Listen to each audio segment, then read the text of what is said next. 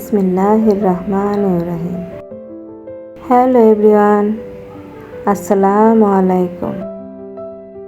Simple lifestyle blog channel থেকে নতুন আরেকটি ভিডিও নিয়ে চলে আসলাম আপনাদের মাঝে। আশা করছি বরাবরের মতো আমার আজকের ভিডিওটি আপনাদের কাছে অনেক ভালো লাগবে। কেমন আছেন সবাই? আশা করি কাছে ও দূরে, দেশ কিংবা দেশের বাইরে যে যেখান থেকে আমার আজকের ভিডিওটি দেখছেন, মালিকের দয়ায় সবাই সুস্থ আছেন, ভালো আছেন, নিরাপদে আছেন। আমরাও আলহামদুলিল্লাহ মালিকের দয়ায় বেশ ভালোই আছি। যারা অসুস্থ থেকে আমার ভিডিওটি দেখছেন বা শুনছেন, তাদের সুস্থতা কামনা করে নতুন দিনের গল্প কথা নিয়ে সাজিয়েছি আমার আজকের ভিডিওর শুরুতেই ছেলে কিছু বাজার নিয়ে এসেছিল, বাজারগুলোকে আমি গুছিয়ে নিয়েছি। আমি সবসময় বাজার আনলে বাজারগুলো ভালোভাবে পানি দিয়ে ওয়াশ করে, সময় থাকলে সবগুলো একদম সাইজ করে কেটে তারপরে ফ্রিজে সংরক্ষণ করি। পটলের খোসাগুলো আমি রেখে দিয়েছি পরবর্তীতে ভর্তা করে খাওয়ার জন্য। তবে সবার আগে আমি দুন্দুল দিয়ে তরকারি রান্না করে খাবো, কারণ দুন্দুলটা বেশি দিন রেখে দিলে কেমন একটা জালি ভাব চলে আসে। কি আপুরা ঠিক বলিনি? সত্যি দুন্দুলটা ঘরে থাকলেও জালি ভাব চলে আসে, মনে হয় এটা ঘরে থাকলেও বয়স বাড়তে থাকে। রাত্রেই আমি সবগুলো জিনিস কেটে ধুয়ে বেছে তারপর সুন্দর করে শুকিয়ে ফ্রিজে রেখে দিয়েছি। তারপর আমি রান্নাঘরটাকে ভালোভাবে পরিষ্কার করে এবার আমি রান্নাঘরটাকে গুড নাইট জানিয়ে চলে যাব। আমার টাইলসের এই দাগগুলো দেখে কেউ প্লিজ ময়লা ভাববেন না। অনেক চেষ্টা করেছি কিন্তু এই দাগগুলো কিছুতেই উঠাতে পারি না।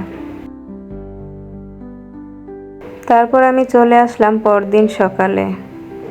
অফ ক্যামেরায় আমাদের মা ছেলেদের সকালের নাস্তা হয়ে গেছে। তারপর এখন আমি লেগে পড়লাম ঘষা মাজায়। আসলেই পেস্টের যে খালি প্যাকেটটা আমরা ফেলে দেই, এই প্যাকেটটা আমি কখনো ফেলে দেই না, এভাবেই কাজে লাগিয়ে নেই। আমাদের স্টিলের যে হাঁড়ি পাতিলগুলো থাকে বা থালা বাসন বাটি যাই থাকুক না কেন, বা সিরামিক্সের বাটিগুলো আমাদের খুব ভালোভাবে পরিষ্কার হয় এই পেস্টের মাধ্যমে।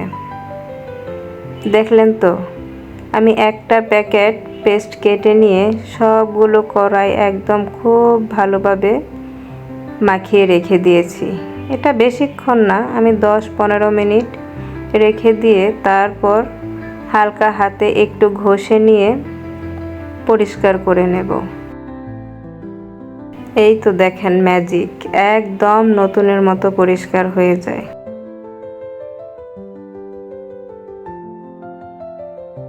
তারপর আমার এই ফ্রাই প্যানটাতে যেহেতু একটু পোড়া লেগেছিল, তার জন্য আমি একটি ম্যাজিক্যাল ট্রিক্স দিয়ে দিচ্ছি।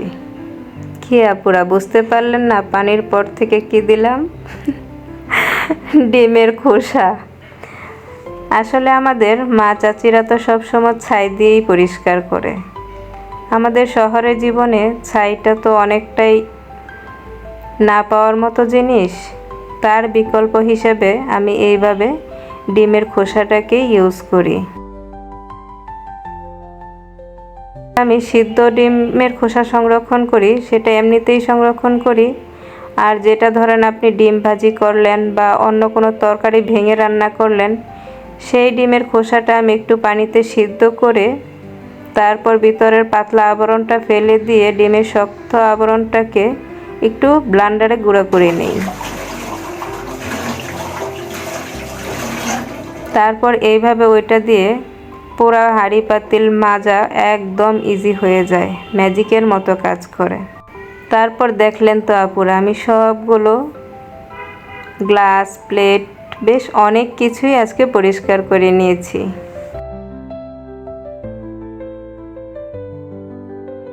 শুধুমাত্র একটি মাত্র পেস্টের ফেলে দেওয়া প্যাকেট দিয়ে। কেউ আর ফেলে দেবেন না কিন্তু, এইভাবে জমিয়ে রেখে দেবেন, তারপর ম্যাজিকের মতো কাজ করে নেবেন।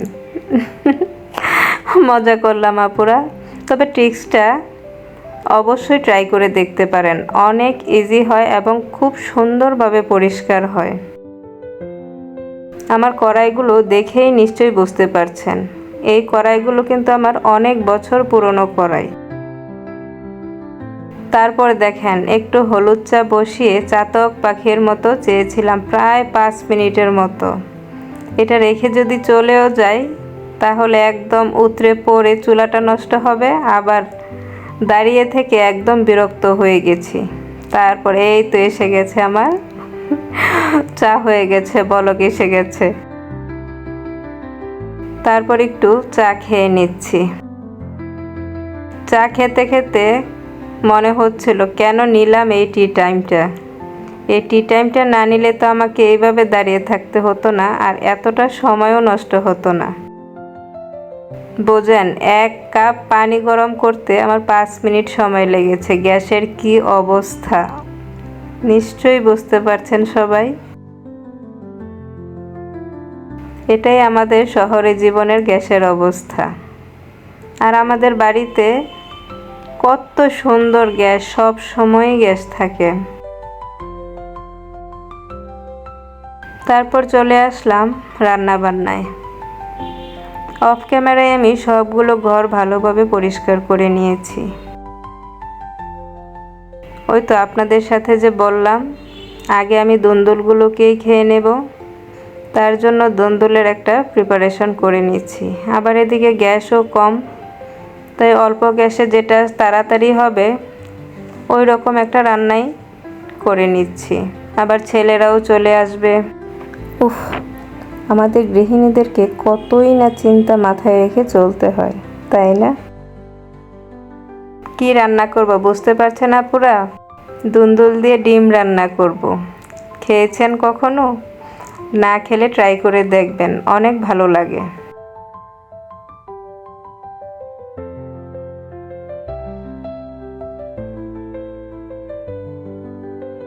তো আমি একদম কম তেল মশলায় দুন্দুলটাকে কষিয়ে নিয়ে এবার শুধু জাস্ট ডিমটাকে দিয়ে তারপর নামিয়ে ফেলবো। না না আপুরা, হালকা একটু ফুটিয়েই নামাবো, কাঁচা অবস্থায় নামাবো না। মজা করলাম এমনিতেই, কেউ কিছু মনে করবেন না প্লিজ। এই তো আমার তরকারিটা একদম রেডি। ভিডিওর এই পর্যায়ে যারা আমাকে দেখছেন প্লিজ একটি লাইক দিয়ে ভিডিওটি কন্টিনিউ করবেন। আপনার একটি লাইক আমাকে অনেকের মাঝে পৌঁছে দিতে সাহায্য করবে। আজকে যারা নতুন আমার চ্যানেলটি ভিজিট করছেন, আমার এই সাধারণ লাইফস্টাইল ভিডিওগুলো যদি আপনাদের দেখতে ভালো লাগে তাহলে প্লিজ চ্যানেলটি সাবস্ক্রাইব করে পাশেই থেকে যাওয়ার অনুরোধ রইল। অলরেডি যারা এই কাজগুলো করে দিয়েছেন তাদেরকে জানাই অসংখ্য ধন্যবাদ ও অনেক অনেক ভালোবাসা। অফ ক্যামেরায় শাওয়ার নিয়ে কাপড় নিয়ে চলে এসেছিলাম ছাদে। এসেই দেখলাম বাবিদের আচারের প্রস্তুতি। ছাদে অনেক বাতাস ছিল, খুব ভালো লাগছিল। মনোরম পরিবেশ, শহুরে মানুষের একটা প্রশান্তির জায়গা, তাই না? একটু সবুজের ছোঁয়া। আজকের ভিডিও থেকে আমি এখানেই বিদায় নেব। মালিকের দয়ায় সবাই সুস্থ থাকবেন, ভালো থাকবেন, নিরাপদে থাকবেন। আল্লাহ হাফেজ। আসসালামু আলাইকুম।